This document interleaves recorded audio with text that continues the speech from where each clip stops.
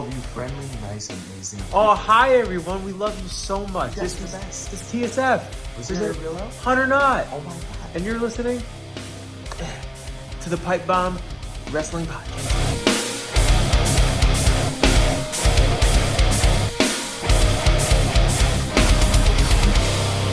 Hello and welcome to this post-WrestleMania Night 1 edition of the Pipe Bomb Wrestling Podcast, the show that is for the fans, by the fans. I am your phenomenal host, Mr. Podcasting Chris Belcher, coming to you from Los Angeles, technically Inglewood, but you get the point.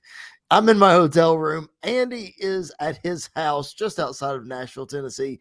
Andy York, man, what a night one of WrestleMania. It's looking to be a fantastic WrestleMania once again. Night 2's got a lot to live up to. I feel like we were saying the same thing last year, but Night 2 has a lot to live up to. But I'll say this: the card for Night 2 this year looks much more promising than the card for Night 2 last year looked. Yes. So I think we are, by the time we talk tomorrow night, I think we're on the precipice of talking about one of the best WrestleManias of all time if things continue to go the way that they're going. Yep, I completely agree. There were a lot of chatter going around in places that I've been, whether that's been at the Superstore or just walking around town or standing in line or whatever. A lot of people are saying that very same thing. Like, this card is built. It might not look flashy to the casual fan, but when you watch it, you are going to be entertained. And I'm with you. I said the same thing. Like, I feel like this year's night number 2 stacks up way better than last year. And we'll find out if it supersedes last year. Still haven't decided if night 1 is better this year than last year. I think only time will tell. And this is from somebody that was there last year. I'm leaning this year. Like, I think this year's Night 1 was the only hiccup, which we'll talk about, for me, was the first match of the night. Right. And other than that, like, everything else over-delivered in every match. And we had some high expectations for every match, and they still over-delivered in every match. So I'm going to have to go back. I watched Night 1 from WrestleMania 38 actually Thursday. Like, I took a day each week this week and watched like a WrestleMania building into it. I picked Night 1 from WrestleMania 38 Thursday. And I was like, man, this is such a good card. This was such, like, everything was clicking. We had Cody Rhodes return, all this other stuff. We didn't have any big returns or anything like that. I mean, we had one, but but you didn't need it. Like, the matches just over delivered on everything tonight. So Night 1 this year was really, really good. I think Night 2 is going to be really hard to beat tomorrow night. I think WWE certainly has their work cut out for them, but I'm not saying that it's going to beat it, but it has a much better shot than last year. Let's put it that way. Yep. That being said, though, before we get into everything, make sure you're following us on social media at PBW Podcast on Facebook, Twitter, Instagram, and TikTok. Make sure that you go check out my specific Twitter at Chris Belcher 24, and on Instagram, I've posted several things so far from my trip, and I will post several more things as you're listening to this on Sunday. So I'll get some more stuff out there, but make sure that you are subscribed to the podcast wherever you find your podcast, and the video version on the bodyslam.net YouTube channel. Make sure that you hit the like button on the video, show some love to those guys. And of course, who could forget Tom and the crew over at Sports Wire? I did a live show with Tom and Mr. Randy Dillon on Friday night. That is available on Tom's Facebook page. So go check that out. We did about an hour previewing WrestleMania. I called some things correctly and I called some things incorrectly. That's what we're here to talk about. So go check that out. It was a whole lot of fun. But yeah, man, let's get into it.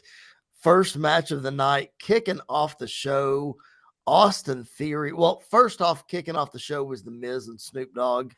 It was kind of interesting that they kicked it off, because I thought, because they announced Cena was starting the show, that the first thing that we would hear would be Cena's music so that we get that pop. And it didn't happen. I don't have a problem with the Miz and Snoop Dogg, but it was just interesting to me. Yeah, I think it was a great way. I mean, I think they were just kind of doing that to show, oh, Snoop Dogg's here. Okay. Snoop Dogg's in the house. That's cool. Which he played a pretty, like, integral role all night, which I was fine with. Like, he didn't.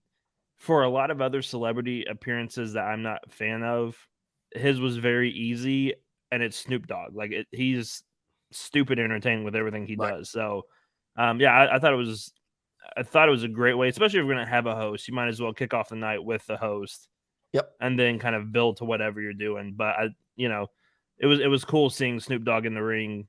And you were there, so I don't know if there was any Mercedes chants or anything like that when he was in the ring, but. That was like the first thing I thought. I was like, man, I wish Sasha was kind of here to have this moment with him. But I know we've had that before.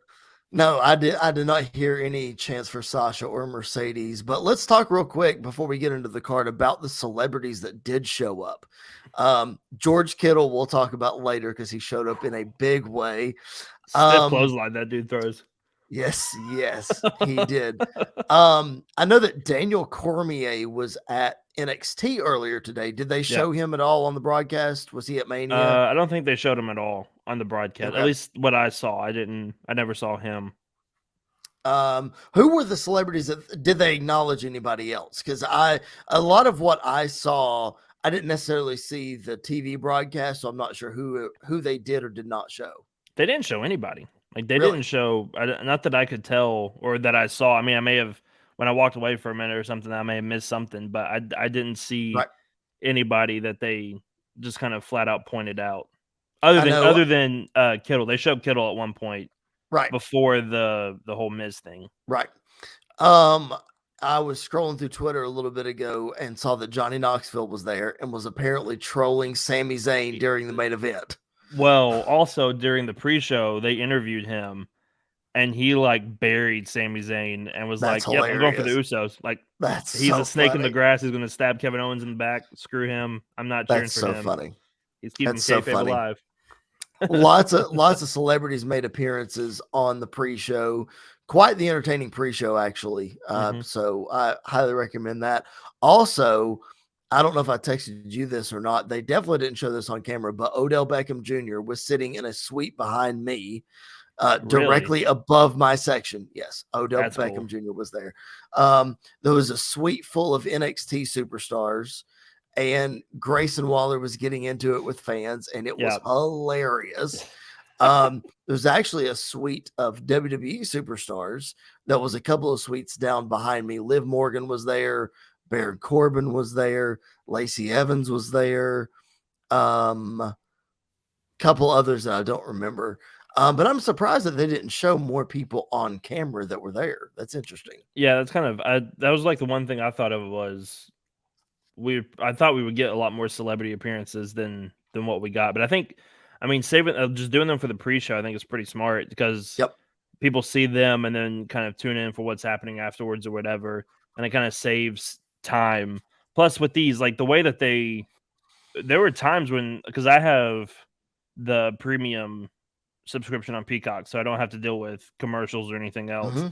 There were like times when we would go to commentary while everybody else on Peacock was on commercial break, and so like they would like recap something, show us something, like there was something that they would show us. But I thought that was really interesting. That would be like a great time to show celebrities that are there. They never did that. Very interesting. Yeah, I was surprised too at the lack of celebrities, honestly. But again, as we go through this card, like maybe they show up tomorrow night. Maybe you don't feel like you need them. I don't know. I'm sure there were more there that they just didn't show or what have you. But first match of the night, Austin Theory retaining the United States Championship over John Cena, who gets a Make-A-Wish entrance. I mean, it's hard to have him lose after that. Right? I know, but he did. The bald spot returned, which I found very interesting. It was very interesting. But man, I thought it was a solid match. I think it got the point across. I think Theory did what he was supposed to do. Yeah, it was fine. I just my only problem is it feels like a wasted John Cena WrestleMania match. And there's not a lot left. Like there's not a lot of opportunities left for a John Cena WrestleMania match. So I feel like all of these should like matter when he shows up. And the build to this felt like it mattered, but the match itself just kind of didn't deliver in a lot of ways. I think part of it is because of the finish. Like the finish, if the finish didn't feel, I understand why they did it, and I'm for it. It fell a little flat, I think. Specifically because it was one finisher and Cena didn't even hit an AA. Like that, right? To me, feels like this got cut or they had to rush it, or Yeah, there were no false finishes at all in this match. Or Cena has movies he has to go do, doesn't want to get hurt, and did like the bare minimum. Which I feel like that could play a massive part into why it was the way it was. I think that definitely. I think you hit the nail on the head. And you and I joked that this match is first because Cena's jetting out of here. Well, probably put those two things together. The match is under 15 minutes. Yeah. Yep. It makes a lot of sense. Yeah. It just felt lackluster, I think, to me. Because we know what Cena's capable of. We know what Theory's capable of. And it just didn't. That was the one disappointing thing, I think, from the whole night was Cena and Theory. Which, if you'd have told me this on Friday, that to me this would have been the most disappointing thing, I'd have been like, oh no, that's like one of the things I'm looking forward to the most is Cena and Theory. And it felt very, very flat. But having said that, if you would have told me on Friday that this is the most disappointing thing, I would have said, oh my gosh, a lot of people over delivered and the night was incredible. Yeah. Which is exactly what happened. Yeah.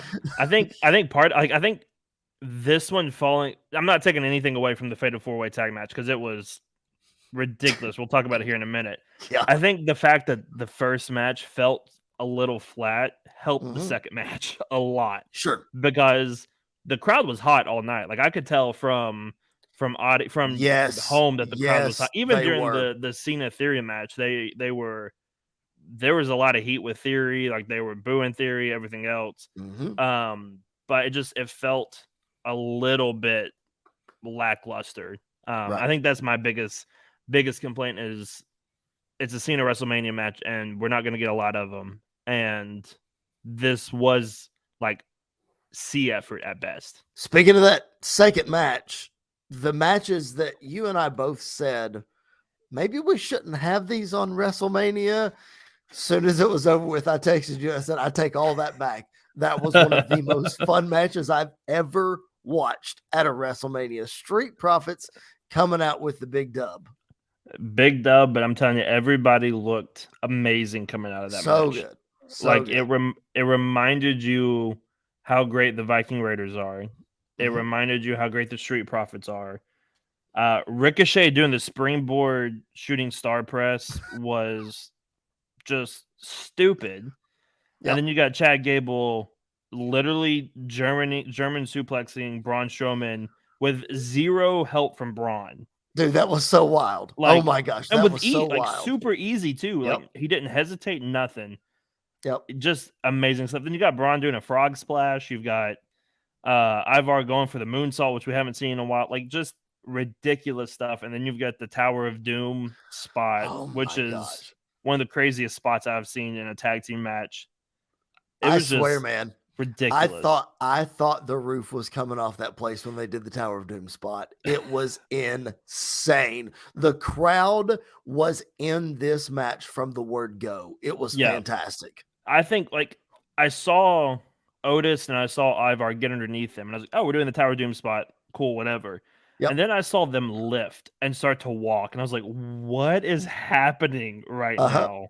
Because that's a lot of weight for both of those guys to hold, and they did it flawlessly, absolutely flawlessly. It was fantastic stuff. It was so good, man. That match had no business being as good as it was. I'm not saying that those, 8 guys, I can't do math, 8 guys aren't talented and can't put on a good match, but that match was stupid good, man. It was really good. I just can't get over it. It was the Sami Zayn and Johnny Knoxville match this year. Yes. Of just 100%. No expectation going into it, and it was a lot of fun. Obviously, the wrestling was 10 times better than this because Johnny Knoxville cannot wrestle. But it was just it was such a fun time. This was one of the ones when everybody was in the ring at the beginning, I was like, okay, here's the filler match. Let's just get this out of the way. Let's keep going.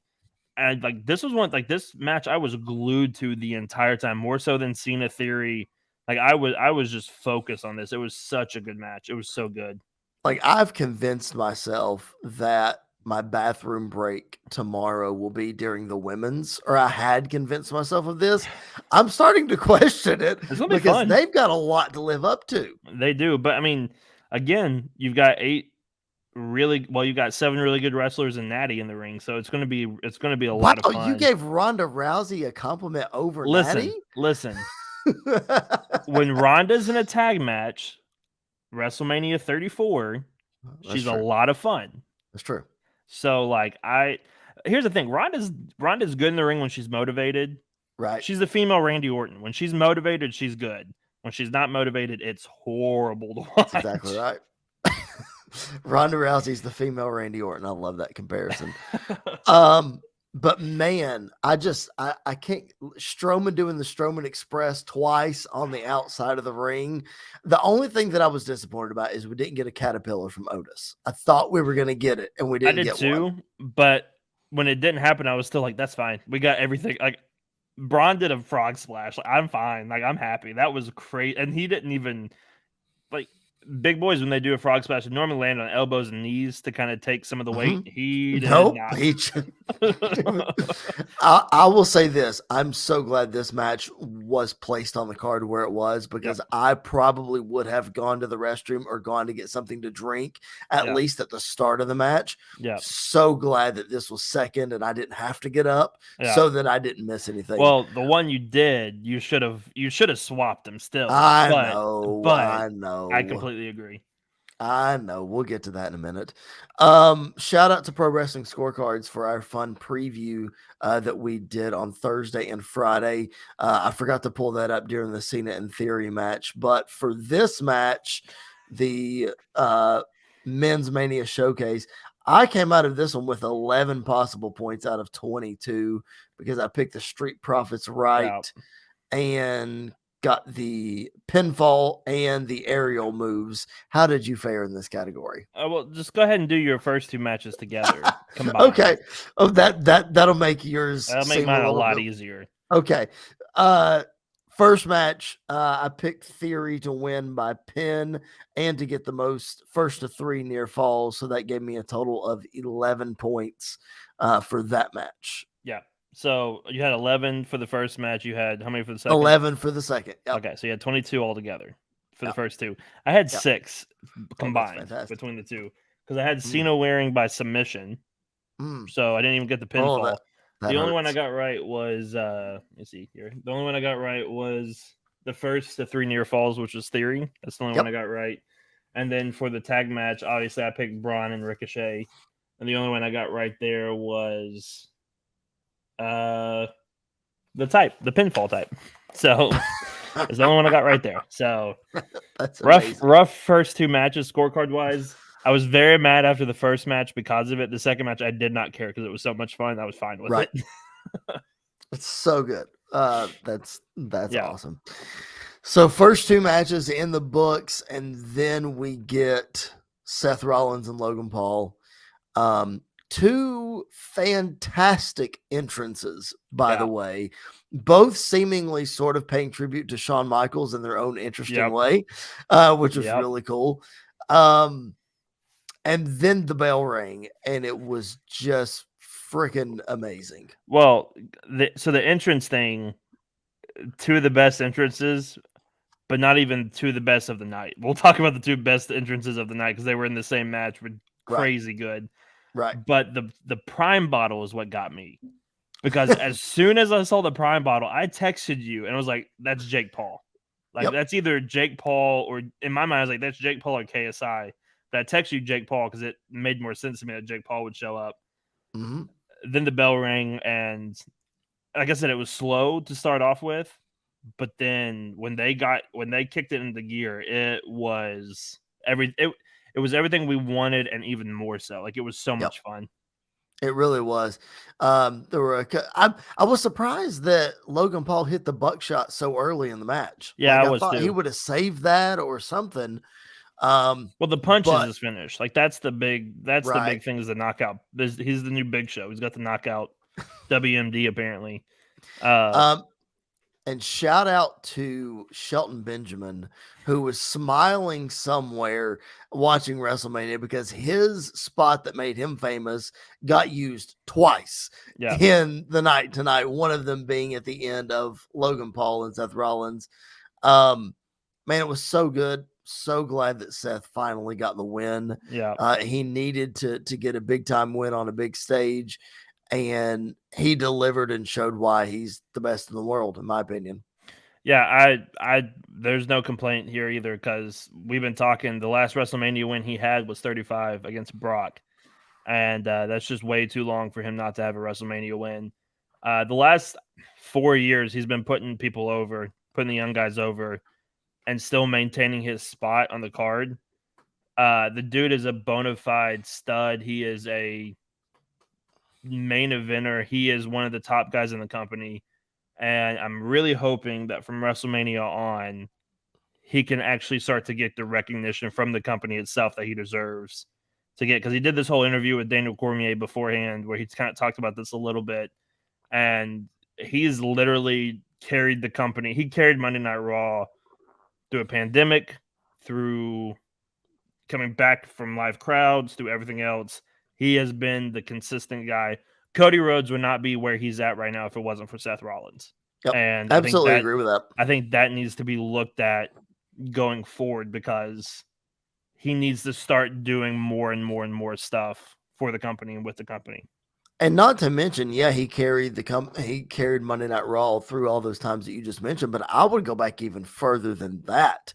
Like, I think he is pretty much, with the exception of maybe an AJ Styles, carried the company since he came back from tearing his ACL. Coming back in 2017, they tried to make him a heel. It didn't work. And as soon as they let him become a babyface and he and Ambrose got together and the crowd was crapping on Roman at that point and they needed somebody to get behind, and slowly but surely it was Seth Rollins. Then you had, the bits with Roman. Then he went out with leukemia. Well, who's going to step up? Seth Rollins is going to step up, and then he beats Brock Lesnar. So company's been on his back for a long time, and it's about time that he gets the recognition. You're exactly right. Yeah, I think the only time period where he stumbled was probably during his Universal title reign. I think that was the time where he stumbled, not because of him, but because the company kept backing him into his character into a corner where he had nowhere to go. I mean, from after winning the title at WrestleMania 35, he was billed as Becky Lynch's boyfriend from that point on. Then Brock comes back and wins the title back. SummerSlam, he's booed out of the building at the start of the match. End of the match, he gets the crowd back into it. And where does he go from there? Right into a feud with The Fiend. And we all saw the Hell in a Cell match. That's probably the worst Hell in a Cell match of all time. One of the worst Hell in a Cell matches of all time. And then the Saudi Arabia show where the match isn't that much better. And it took a long time to build him back up. Right at the beginning of the pandemic, all this other stuff, he switched it to a completely different gear to where the three top stars in WWE, you got Roman Reigns, got Cody Rhodes, you got Seth Rollins, and they are all three like neck and neck and neck with each other, in my opinion. Sure. Yeah, I definitely agree. And not to mention, like, when you were running through those opponents, you didn't even mention that when he was billed as Becky Lynch's boyfriend, his feud that he was in was Baron Corbin. And Lacey Evans. and that's the only feud he had before Brock took the title back. Like, how stupid is that? Yeah. So, yeah, the hand that he was dealt was not very favorable. Let's put it that way. Yeah, and he didn't help himself on Twitter either. Well, but no, he did not. But again, when the bell rang at that SummerSlam, by the end of the match, he had everybody standing on their feet cheering. So I think that's the thing that they have started to realize is, let's just put him in these matches where he can actually kill it. And from I mean, I think we're in the conversation. We talked about it a couple weeks ago. Undertaker and Shawn Michaels are Mr. WrestleMania. The modern day Mr. WrestleMania, I think, is Seth Rollins. I mean, you look at WrestleMania 31, win the title in my favorite moment in WrestleMania history. 32 injured, 33 Triple H in a really good match. 34 one of the best openers of all time. 35, won the title from Brock. 36, in a empty crowd, having a fun match with Kevin Owens that was really good. 37, having probably the best match of WrestleMania weekend with Cesaro. 38, probably having the best match of WrestleMania weekend with Cody Rhodes. 39, having one of the best matches of the weekend with Logan Paul. Like, he should be in the conversation of one of the greatest WrestleMania performers of all time. I think when his career is all said and done, he definitely will be. I mean, I know we can talk about him that way now, but I think that we'll appreciate it even more once he's done. You mentioned all these great WrestleMania matches that Rollins has had. Logan Paul's only had a handful of matches, period. And we've all been incredibly impressed with how good Logan Paul actually is. But I will go out on a limb, and we're talking about how Rollins is one of the best in-ring performers out there right now. But I would go out on a limb and say this was not Logan Paul's best performance. Would you agree with that? It's kind of hard to determine because I think WrestleMania last year, we had such low expectations that he just completely, because I remember at the end of that match last year, you weren't a fan of it. Nope, I was not. You're right. I thoroughly enjoyed it because I was like, oh, this is going to be horrible. And I was like, oh no, he's actually pretty good. And then we get the match with the Miz at SummerSlam, pretty good. We get the match with Roman, really good. And then we get this match where I think it was a different style because he was fully heel in this one. Yeah, like fully heel. And I think that's one of the things that's really intriguing is maybe the in-ring stuff wasn't as good, but from his entrance to the end of the match, his heel work in this match was the second best heel work of the night. Yep. And sure. it was, I mean, when you mic the dude up for his own entrance and he's talking trash as he's being ziplined down, you're doing pretty good. Like, you're doing really well for yourself. Yeah, it's pretty funny. And then you mentioned the Prime bottle earlier, and KSI being the guy under the costume. Man, it's going to be hard to top that spot where Rollins pulls KSI onto the table. It's going to be hard to top that, man. That was the false finish that got me. Every other one I didn't bite on. You need to go back and listen to what KSI is saying to Seth as he's standing there before he gets dragged over, because it's hilarious. And then he gets dragged on top. And like, at first I was like, oh, this is dumb. Logan Paul waited way too long to jump because now it doesn't really make that much sense. Then they did a close-up of him. I didn't realize he was spitting in the air, Prime drink, and then jumped. So he didn't even look when he jumped, which one makes the jump even more impressive. But two just adds even more to it. So that was a very, very creative spot that I did not expect coming. When I saw the Prime bottle come out, I was like, Logan's winning because whoever this is going to get involved. Seth's going to lose, blah, blah, whatever. That was a great way to kind of pull the rug out from underneath us and swerve us, bro. I was hoping that the Prime bottle was Seth Rollins. Like, if it would have ended up being Seth and that's how they started the match, that would have been great. That would have been fantastic, man. It would have been so good.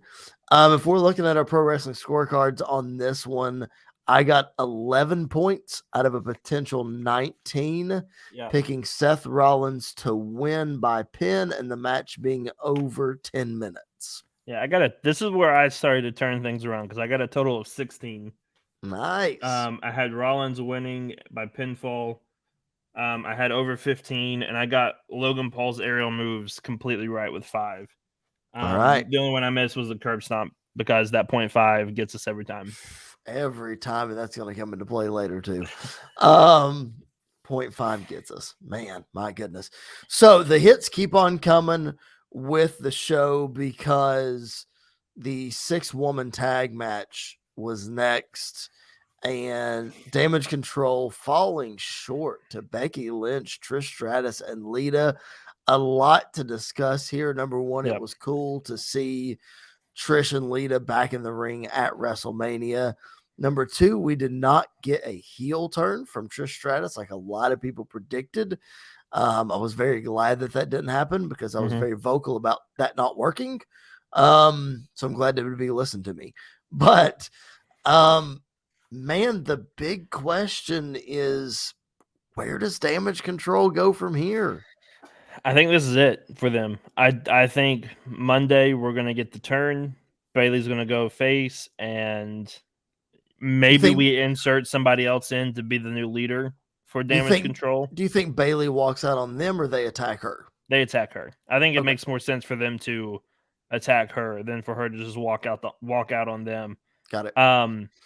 I don't know if this is even possible. I doubt it is, but like a Mandy Rose coming back and being in charge of Damage Control, I think that would be really interesting. I think there's a lot of people you could put at the forefront of Damage Control. I think you made the point before she came back to the company that Chelsea Green would be perfect to put at the forefront of that group. Probably won't happen now, but right. I think with the character she has, she's doing really well for herself. I wouldn't mess with that. But I think there's some other people that you could add in there to be the new leader. Plus, I think it's time for Bailey to have a character change. I think we've been kind of doing the same thing with her for a while. I will say it was very nice to see Trish wearing the same thing she wore last time WrestleMania went Hollywood. That was a really nice touch. And I had a lot of low expectations for this match. I didn't think it was going to be that great. I thought it was going to be fine because you got Becky and you've got Bailey and Io and Dakota who are four really, really good. I just wasn't sure about what Trish and Lita would look like and what they would do. Trish doesn't look like she's lost a step at all. Well, I thought the same thing, and which is crazy. She didn't get a lot of ring time though. I was like, she looks great. Let's go a little longer. That may be why she doesn't look. That may be why she does look great. Is because she didn't get a lot of ring time. And Lita looked a lot better. Like Lita looked a lot better. She did some like innovative stuff that I was shocked that she pulled off very, very fluidly and very smooth. It was really good. Like it was a really fun match. They had two matches back to back that were really hard to follow. Yep. And I think the crowd were a little dead to begin with. I think having the long entrances helped a little. But also I think speaking of entrances, the comic book entrance amazing. Was so good. Amazing. Back to back years. It was great. And so obviously you didn't see this. They did the rain filter, the black and white rain filter that they had on the comic book. They put on the crowd and stuff as they came out. Cool. And then about halfway down the ramp, they turned it off to show us what they were wearing and what they look like and everything else. That's cool. But it was really cool. It was a lot better than I was expecting it to be, even with Damage Control losing. I think it was a lot better than I thought it was going to be. I was just thrilled because Trish and Lita have always been my favorites as from a female perspective, like all time. Like, of course, I like Alexa Bliss and I like Sasha Banks and whatever, but all time, like Trish and Lita absolutely are up there. And getting to see them, that's the first time I've ever seen either of them wrestle in person. So that was pretty cool for me to be in the building for. When it comes to a scorecard for this one, I kind of fell off a little bit. Got myself 6 points, only picking up the fall type and Damage Control getting the most near falls. I got 9 for this one because I had the pin type, the near falls, and the under on the moonsaults. So that half gets you. There were 2 moonsaults in the match, and it got me. It helps me a lot, so I'll take it. It did help you a lot. Speaking of like cool spots, they did some different things in that. Trish doing the handstand Hurricane Rana to the outside, very cool. Did not expect that. That was cool. And then Io hitting like the most beautiful moonsault. And yes, I know Charlotte did one later. Io's is just on a different level. It's so good. It really is. It for sure is. All right. After that one, you're going to have to carry us through this one, which, I mean, I watched it. Here's the deal, y'all. Just before we go any further, SoFi Stadium is a gorgeous stadium. All right. Just absolutely big stadium. It's big. It looks great. It's done well.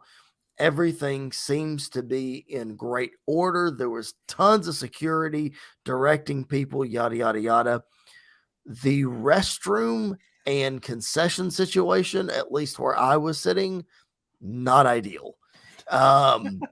Therefore, I missed the entire Ray and Dominic match because I went to the restroom and tried to get something to drink.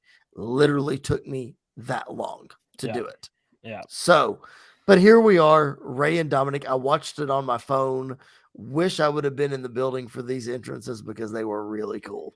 I would go out to say, especially Ray's, but I would say two that we're going to look at and say iconic WrestleMania entrances where was this one, especially the context of Dominic. Like, what's crazy is I even said like it'd be amazing if Dom comes out in the lowrider, plays Eddie's music.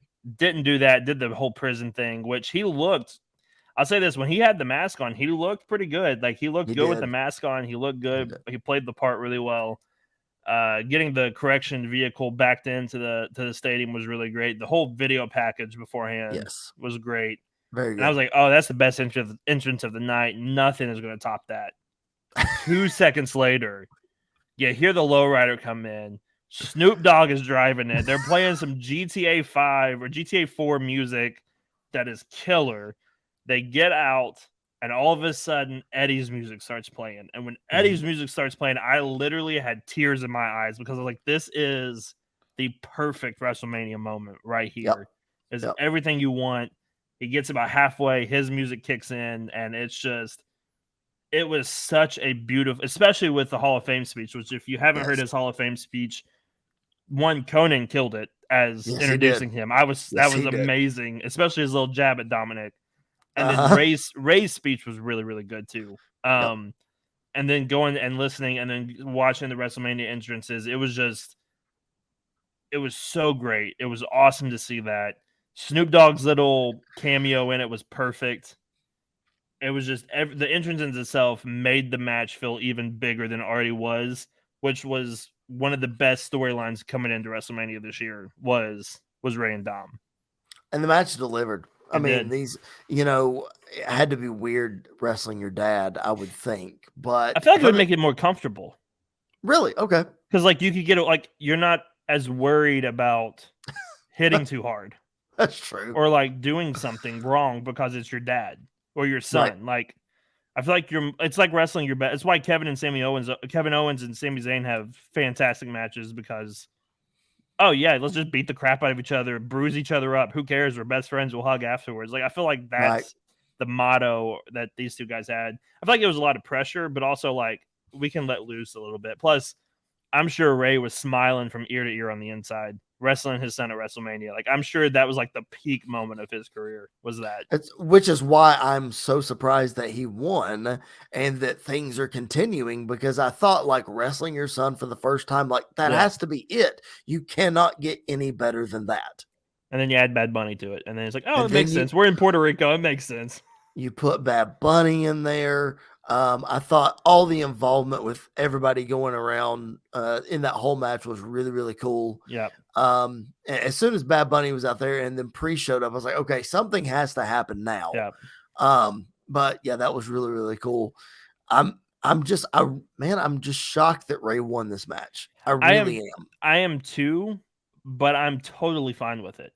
Oh yeah. Because I feel like it adds more to Dominic's character, especially with this heel run that he's going down. I think it adds even more to his character, to who he is, and especially like when we go into Puerto Rico and everything else. Because knowing me, I'm already fantasy booking and theorizing like what could possibly happen with the whole Latino World Order, which popped me big time Friday night when that happened. I was so happy. They're back. The group is officially back. I wouldn't be shocked if they turned on Ray and Dom was the leader going forward after the WrestleMania Backlash match in Puerto Rico. I could absolutely see that happening. I could also see the baby faces going over and Bad Bunny joining them. Like, there are two different ways I could absolutely see it going. But I'm fine with it moving forward. I'm fine with the story they've been telling. Especially like after the match was over and you see Dominic back up the ramp with Judgment Day and they have the camera. He's like muttering to himself, it should have been me. It should have been me. Like stuff like that. So I think that they played it out very well. It was just very surprising when Dominic did not kick out of that 619 because I thought that was it. I thought it was like, oh, he's kicking out. He's going to look strong. Nope. Absolutely not. Yeah, I was shocked too. Man, I wonder if they'll drag this out until next WrestleMania and have that maybe be Ray's retirement, Probably. um, mask and all that kind of stuff. Speaking of mask, that was one of the categories on Pro Wrestling Scorecards for this match. I came out of this one with 11 points despite not picking the winner correctly, because I got the fall type, which is a pin, the exact number of 619 attempts, which was 3, and the Mysterio family attacking Dominic. Yeah, I did pretty well too because I had the pinfall right. I had most near falls right. And then I also got the 619 attempts. I had 4 though. I didn't have 3. And the Mysterio family attacking. So the only one I missed was the winner and the mask being removed. Yeah. The mask was kind of a shot in the dark. I feel like if that was going to happen, I feel like they would have advertised that. It would have been a thing. Yeah. But all right. So after that, then we head to Charlotte and Rhea, right? Yep. I didn't miss anything. Okay. No. Charlotte and Rhea after that. I was surprised, man, that they put Judgment Day back to back. Yeah. On this card. You know what I mean? Yeah, but it made sense why Rhea wasn't out there with the rest of them. I think it was kind of smart to put them back to back because if Rhea was out there with them, it's hard to boo Dom and Rhea's out there because Rhea is, as you could tell when she came out, super over with the crowd. Super over with the crowd. But yeah, it was kind of weird that they went back to back with Judgment Day. But they did, and it worked. Your lock of WrestleMania came through. Mine did not. Rhea Ripley picking up a huge win with a huge avalanche riptide on Charlotte Flair. What a match. My only critique in this match was that there were too many near falls. Yeah. Yeah, you sent me that, and I was like, yeah, that kind of makes sense, but also I think it added to it a lot. Well, I agree. the crowd was on the edge of their seat for every single near fall. It sounded like. I feel like it was after the point that I texted you. Then they started the near falls. I felt like started meaning something after that, but there was a couple where like Rhea did that slam where she slammed Charlotte on her face, and that was a near fall, and she sold it like it was like she had just hit a riptide. Was that the German? No, it was. She picks her up almost like an angle slam, but drops her on her face instead. Oh, yeah. And then Charlotte did something too that was just moves that we know are not going to be finishes. Just don't go for the pin, you know? So I agree with you to the point of it added to the frustration of not being able to put the other one away, but it got too repetitive in some spots for me. Yeah, I can absolutely see that. But this match delivered. Charlotte Flair continues to deliver in big match situations. I don't care what anybody says about her. Well, yeah, I think Charlotte at WrestleMania isn't as good as Charlotte everywhere else. Oh, okay. Especially if you look at her track record. Obviously, she's been in a lot of multi-women matches at WrestleMania. True. Because at 32, she was in the triple threat for the new women's title. 33, she wrestled Fatal 4-Way. Fatal 4-Way with Bayley, Sasha, and Nia. Yep. 35, which, by the way, I watched WrestleMania 33 today. I watched it the other day. I totally forgot Nia Jax was in that match. Too. I forgot what I forgot what the whole match was.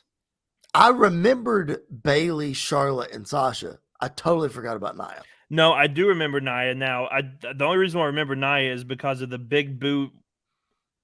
Like they did they all three did a move to her where they dropped her on her neck, basically, to pin her. That's the only thing I remember from that. That. But then 35, she wrestled triple threat. Yep. So her first non-multi-woman match was 36 against Rhea. 34. Asuka. 34 Asuka. Yeah. 36 Rhea, 37. She wrestled. Who did she wrestle 37? She didn't. She was out of 37. She was out at 37 last year. Ronda. this year, Rhea. So I feel like her WrestleMania, obviously the Asuka one sticks out. Faux show. And the triple threat match, the first triple threat match at 32 sticks out. 35 sticks out, but not for Charlotte. I think that's more for Becky. I feel like this was her best WrestleMania performance from start to finish. This was a lot better than the WrestleMania 36 match. Obviously, that one has the big caveat of there was not a single person in the building other than them wrestling, so that you have to take that into account. But Rhea Ripley has just become this absolute dominant force in the women's division that we saw glimpses of in NXT when she was so over in NXT. She comes to the main roster, doesn't get as much of the attention at first. And then if Judgment Day hasn't done anything else right, they have turned Rhea Ripley into the second biggest, if not the biggest women's wrestler in WWE behind Becky, with Becky. Yep. I 100% agree. It's crazy to see the transformation she's gone through just within the last year. Mm-hmm. It's crazy to see that. Yeah, man, because she won the title from Asuka at WrestleMania 37 in front of a crowd, and then she held the title, and then when crowds came back, she just didn't resonate. I don't know what it was, but she is one person that I have said all along that was hurt the most by the pandemic. Yeah. Like, she was on this huge trajectory. You can imagine being the NXT Women's Champion and wrestling Charlotte in your first WrestleMania. Who knows if she was going to win that match or not, because I think plans probably changed because of the pandemic, but she was on a huge trajectory, and then the bottom falls out, and you have to rebuild her. You tried at 37, doesn't work. And like you said, this Judgment Day thing started plateauing for a bit, but then Rhea Ripley helps it take off. Rhea Ripley and Dominic Mysterio. Who would have thought that would have been the tandem that would have made Judgment Day a must-see act on Raw? Like, that's crazy that is a thing. But she even proved, the character is great.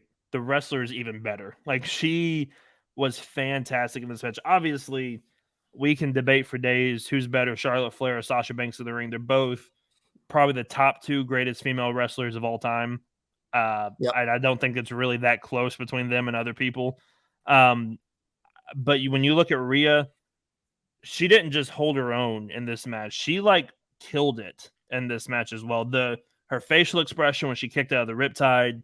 I love the story of Charlotte never being able to put in the figure eight because she wasn't strong enough to overpower Rhea to get it in. The one time she did, she was too close to the ropes. Like, little things like that, they absolutely nailed it in this match.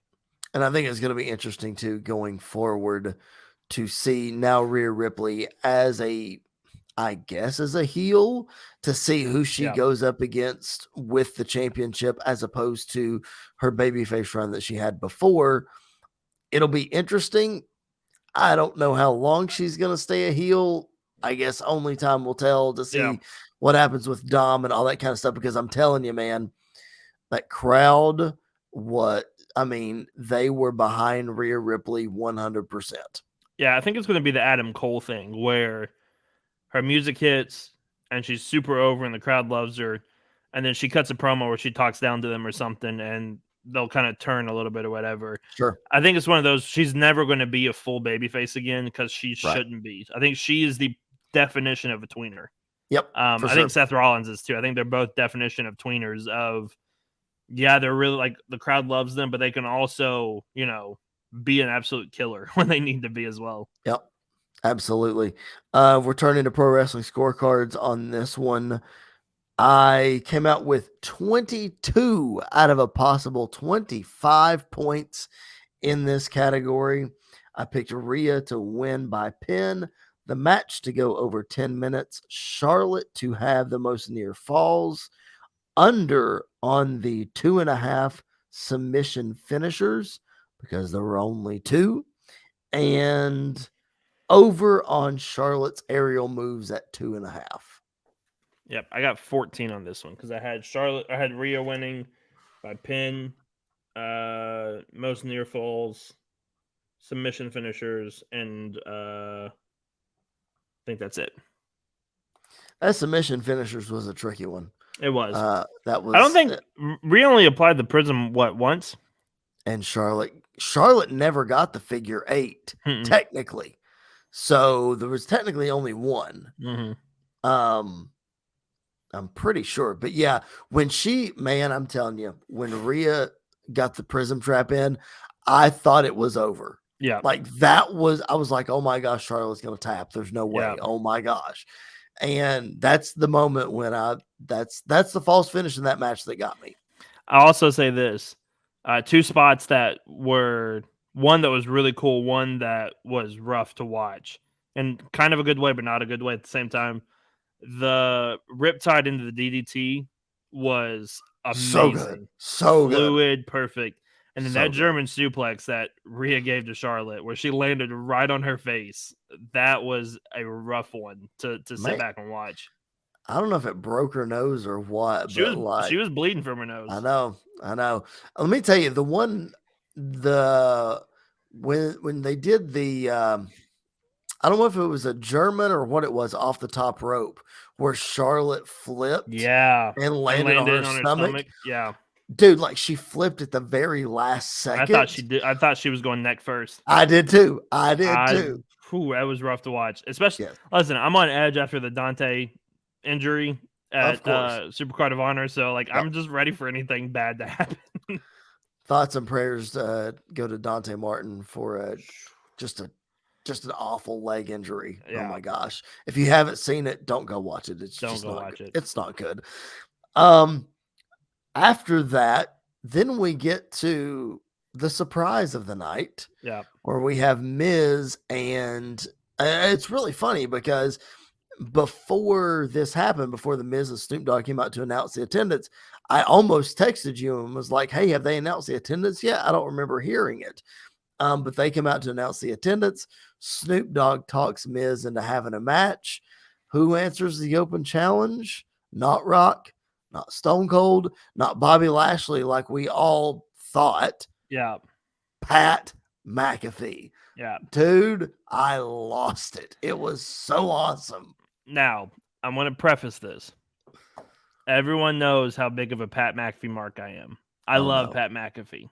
And I popped when his music hit. But I'm not going to lie, a little part of me was a little disappointed that it was Pat. I didn't want Stone Cold. I didn't want The Rock. I didn't want Bobby Lashley. You wanted Bray Wyatt? Nope.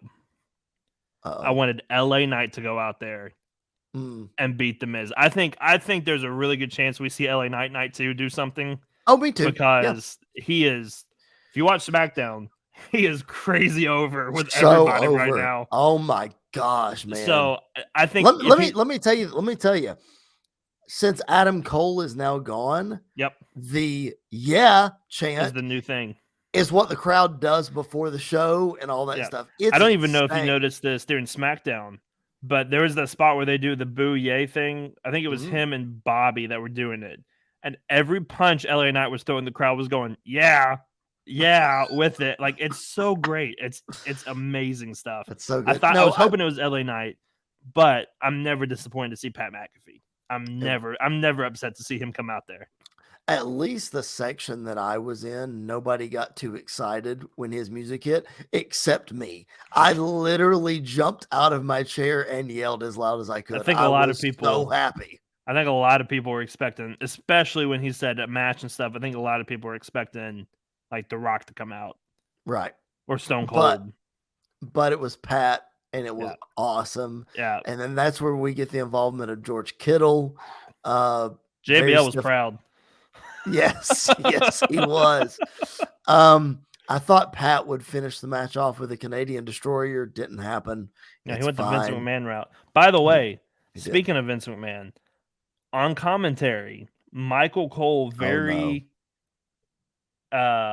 loudly pronounced that Pat McAfee is still undefeated at WrestleMania after beating Miz.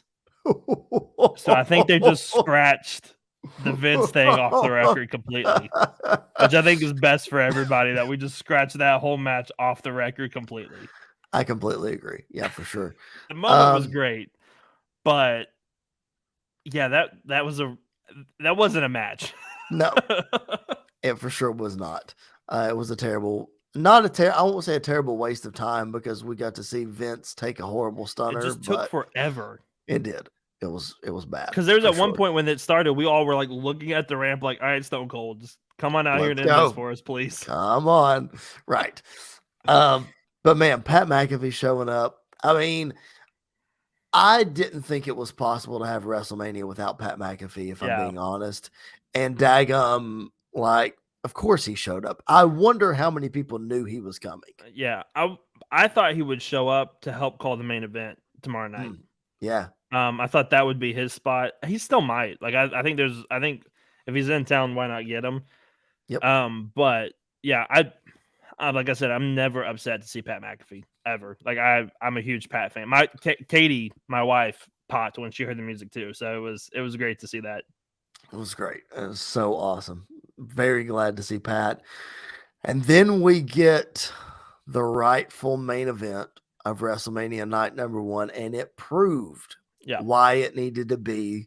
And now, having said that, it was a tough act to follow with Charlotte and Rhea. Like, the way they laid that match out, I could have easily seen that as a viable main event. If we would have gotten the same exact match in the main event and it was Charlotte and Rhea, I would have been completely fine with that being the main event. I think you could have flip-flopped both of these, had the same result, and I think if you were going to do the tag match, it needed to kick off the show, not be second to last.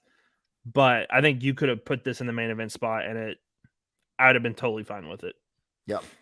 But we got the rightful one. We did. We got the Usos and Kevin Owens and Sami Zayn. And I don't know if it came across on television or not, but the loudest pop of the night in the building absolutely goes to Sami Zayn. It was deafening in the building. It was wild. I think a lot of people thought he had cooled off a lot since Elimination Chamber to WrestleMania. He is not. He has absolutely not.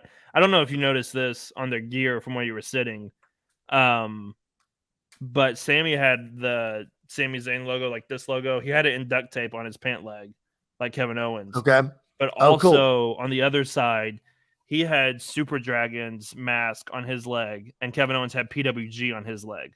So I couldn't see that. So they were shouting out basically where they got their start from as a tag team together in PWG in LA. Like it all fit together really, really well.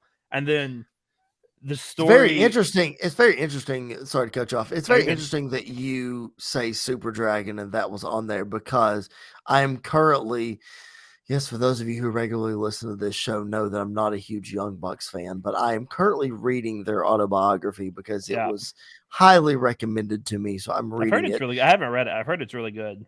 I'm about 100 pages in and I really enjoy it. Yeah. And I'm not a Young Bucks fan, so I can imagine for a Young Bucks fan would just eat it up. But anyway, hearing them tell stories about Super Dragon in that book so far at least lets me know who it is, so I get the reference there. But carry on. Yeah. Well, no, what I was going to say is the best storyline in WWE probably in history, with the bloodline and everything else that's being told. Yep. Did not end. So I don't think it's the end, but the Sami Zayn Kevin Owens chapter of it did not end poorly at all. Like this match was everything it should have been and 10 times more. It was so good to go back and watch. It's so good to see that. The bad thing about Bloodline in general matches, including Roman in this and Solo really, is the bad thing about seeing them live is you don't get the subtleties that you do when you see it on TV. So like my buddy that went to the Royal Rumble, who got to see everything go down with Sami and Kevin, it didn't hit him nearly as hard until he went back and watched it. Yeah. Well, now I'm going to need to go back and watch this tag match. I'm not saying it's not good, because clearly it was great, but a lot of the things that they were doing, like I need to go back and hear, watch, look for all those things. There was one specific moment where Jay had Sammy in the corner. It was right before he went and hit the haluva kick on Sammy. And he's like grabbing him by the beard, slapping him in the face, talking to him.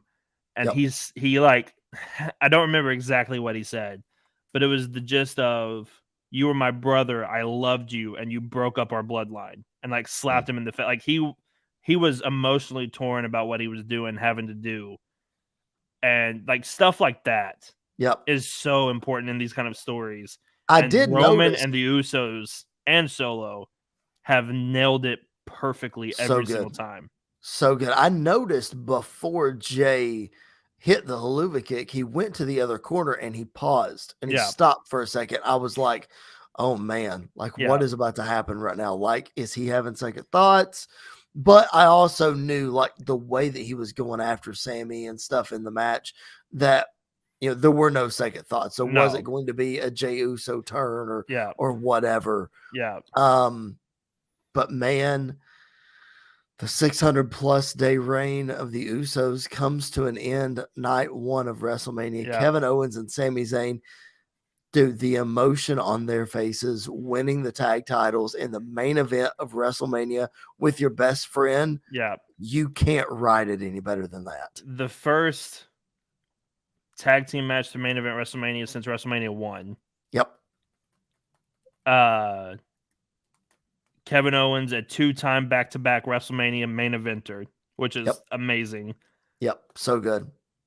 Probably might be the most important tag team match in WWE history was this match. It ranks up there. It absolutely ranks up there. And I'm not talking about like match quality. I'm just talking about storyline, the precedent it sets, everything else. Was so important, and all 4 guys absolutely nailed it. I mean, nailed it. Listen, there wasn't a bad moment in this match. There wasn't a dull moment in this match. Every single pin count, like we talked about Charlotte and Rhea. The pinfalls didn't seem to matter at the beginning portion, and then after the Riptide spot and everything else, then it like picked up. Every pinfall in this match mattered. When Sammy kicked out of the 1D, which apparently I didn't know this, no one had ever kicked out of that. That was the first time someone has kicked out of it. I didn't know that either. So like Michael Cole was screaming that on commentary. Jimmy's face sold it really well. All of it was absolutely amazing. The storytelling in this match is it was just flawless. Yeah. Like if Dave Meltzer doesn't give this match 5 stars, he's a freaking idiot. Yeah. Let me just, he's an idiot anyway, but just come on, Dave. Let me just say this, especially being in the building and getting to watch this in person. And again, I can't wait to go back and watch the broadcast of it. This match, this storyline, this title reign just solidifies what I already knew in my heart. The Usos are the greatest tag team in wrestling history. I'm just saying it.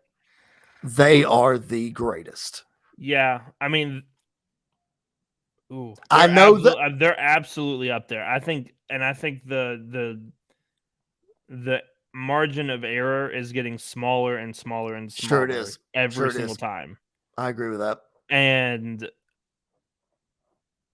I mean, they haven't really disappointed us in a match since I can't even remember when. Exactly. Yeah, I mean, I think they're absolutely one of the best tag teams of all time. Definitely top 5 best tag teams of all time. One of the best, if not the best, modern era tag team of all time. Yep. I think once their career is over, not even just this storyline, but once their career is over, it's going to be hard to put anybody over top of them. Yep. It's going to be very, very hard. Now, are there a couple teams I think have a shot at doing it? Sure. Yeah, I think so. Dude. I think if Kevin Owens and Sami Zayn stay around long enough together, they could absolutely pass it. But right now, it would be very, very difficult to put anybody above them. Like, do I think guys like FTR or potentially the Young Bucks or go all the way back to the Rockers or the Andersons or the Midnight Express or whomever, do I think that those teams are better in ring than the Usos are? Yeah, I do. but just what the Usos have been able to do on this title reign and making that, we're not too far removed, Andy, from an era where the tag team titles didn't mean squat under Vince McMahon's leadership. Yeah. But the Usos have totally turned that around, and not just with this reign. They were the tag champs at WrestleMania 34. They were tag champs at WrestleMania 35. Just what they've been able to do since they made this turn into these day one characters, and then fast forward all the way to tonight, man, they continue to impress me. They do. And a lot of the credit for their rise is Jimmy and Jay. Like, they absolutely have killed it. Yep. But if they didn't have the New Day feud, they literally feuded for like 6 months straight, and nobody cared that it was that long because every single match they had was the best match of the night. Yep. That elevated their career. That elevated both teams' careers to crazy levels, crazy heights. Yep. And then from that point on, the Usos have really just taken the ball and run with it. Yep. So again, I think they're the greatest tag team of all time. Of course, that's debatable. They're absolutely up there. It's debatable for sure. I know, but they're you can't beat them in my opinion. But man, the feel good moment ends WrestleMania night number 1. Sami Zayn and Kevin Owens getting the job done, the undisputed tag team champions. It's gonna, if we're looking at pro wrestling scorecards before we kind of wrap up here, I got a whopping 3 out of 27 points for this main event. The only thing I got right was the fall type being a pin, because I took a chance on the Usos winning and I was wrong. Yeah, so I had Kevin Owens and Sami winning by pinfall. I also had Sami pinning Jay, which both of those happened. Legal tags I did not get because there were 20 of them in this match, which is a crazy number. Well, they should have done how many super kicks would be thrown, because my goodness, I thought the Young Bucks were out there for a while throwing them super kicks. There was a lot of them. I know. Yeah, man, we forget, like, when the Usos get rolling and they start, like they're doing false finishes and stuff, they tag quickly. I forgot how quick they do that. Well, they tag, hit a super kick and keep going. Like, that's literally what they keep doing, which I'm fine with. I love it, but yeah, it's what's really weird about this one is last year we had Cody and Seth, and we had Bianca and Becky as like, okay, those are the 2 best matches of the night. You kind of flip-flops which one was like the best match of the night. Sure. But this year, like, I'm trying to think, how many matches were there? Because we're not counting Miz and Pat as a match. There were 6 matches, right? 3, 4, 7. 5, 7. There were 7. 5 of the 7 could be match of the night. Like the main event, obviously, Charlotte and Rhea. Storyline and how everything else played out, like Dominic and Ray is up there. Seth and Logan for in-ring stuff. And the tag match, like the Fatal 4-Way tag match. Yeah. Like, it's crazy that we had so many good matches on the card. And yet, the greatest of all time had a match and was the worst match of the night, which is weird. If I would have said John Cena had the worst match of the night, I think a lot of people would have been like, oh man, this WrestleMania is going to be rough to watch. No, it's just everything was so good. Exactly. He had the worst match of the night. That's it. But I'm going to put you on the spot. What was the best match of night number 1? I'm putting you on the spot. Listen, it has to be the main event. I mean, the story coming into it, the emotion behind it. Not gonna lie, I kind of shed a tear when Kevin Owens and Sami Zayn won, because it's just a beautiful moment, especially like watching them wrestle in PWG, now being in the main event of WrestleMania.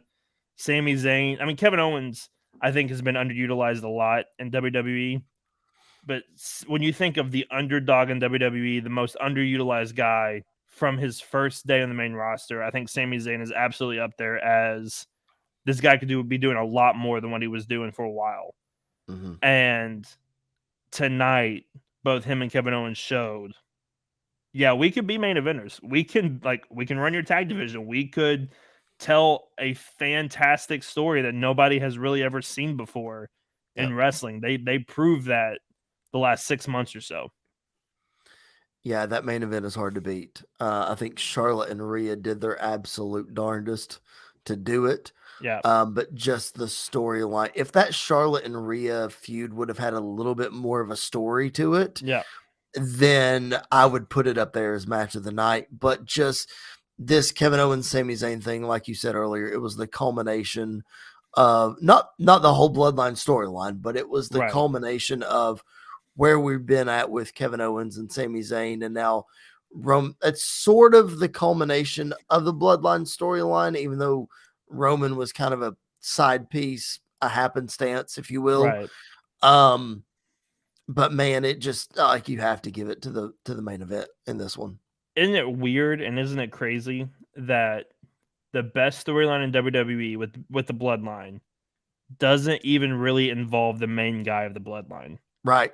Like, that's crazy that obviously Roman has played a massive part in the Sami Zayn, Kevin Owens, Usos storyline. There's no doubt about it. Mm-hmm.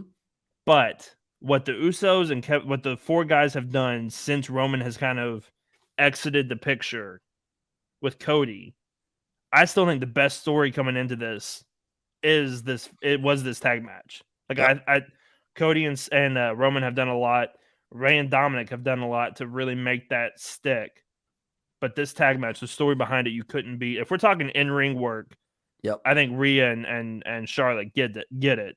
Best match of the night. But if you're putting everything together, this main event, this tag team main event was absolutely amazing. It'll be interesting to see how the Tribal Chief handles his Usos after this loss. It'll be even more interesting if he also loses tomorrow night, because now that the Usos have lost, I'm starting to waver on my confidence as to what's going to finish the night tomorrow night. I am too, because we had a lot of babyface wins tonight.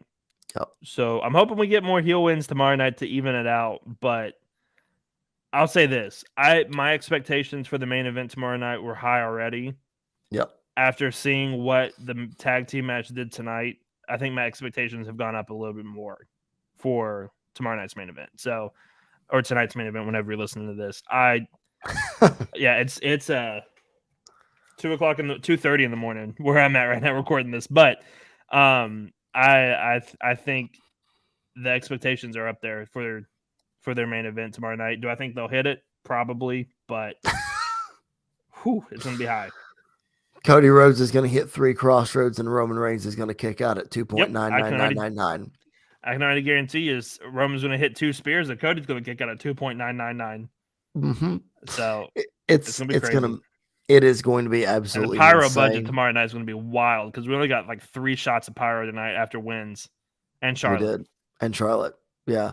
So, which really surprised me. I thought at the beginning that they didn't. I figured they didn't do opening pyro at the beginning because of the Make-A-Wish kids. That made a lot of sense. Yeah. But then most of the night they didn't do any pyro. So I was like, well, fire. Maybe we're just not. Right. And then Charlotte got pyro, and then we got nutso pyro after Rhea won and after KO and Sami won. Yeah.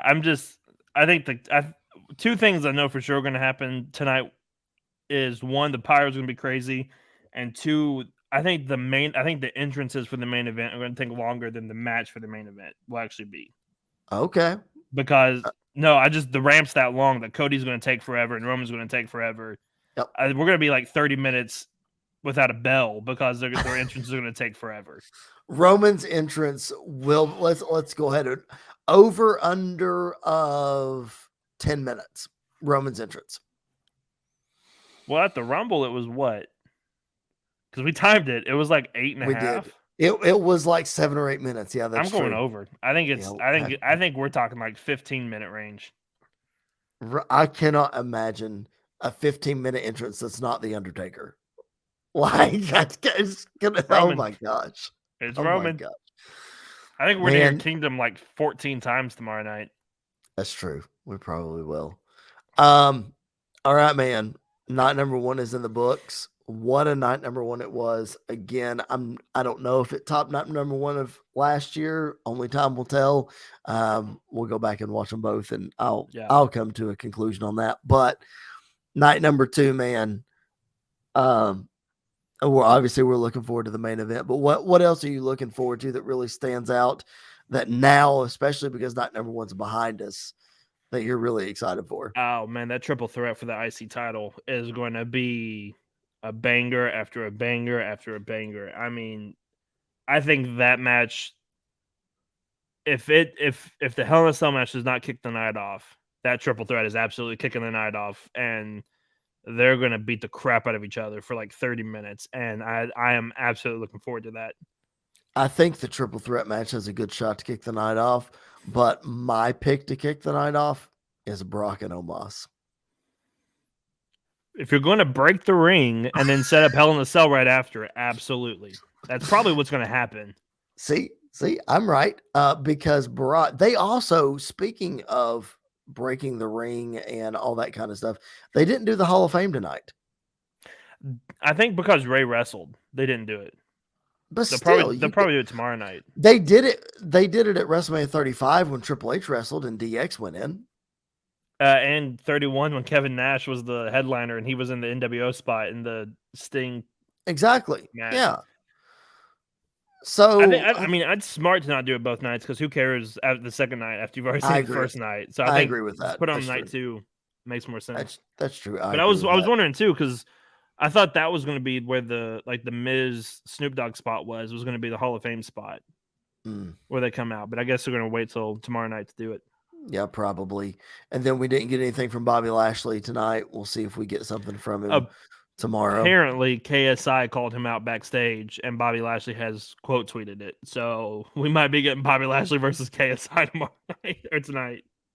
Oh my gosh, he's gonna kill him. Oh jeez.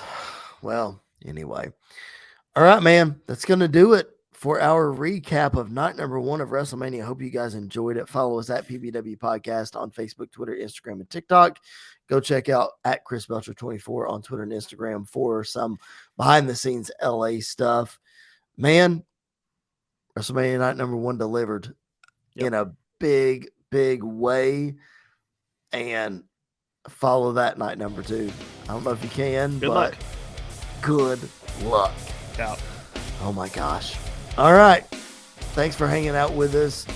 We appreciate you guys very much. Give us some feedback on social media. Make sure that you're subscribed wherever you find your podcast and all that fun stuff. For Mr. Andy York, my name is Chris Belcher. This has been the Pipe Bomb Wrestling Podcast. We will catch you guys down the road.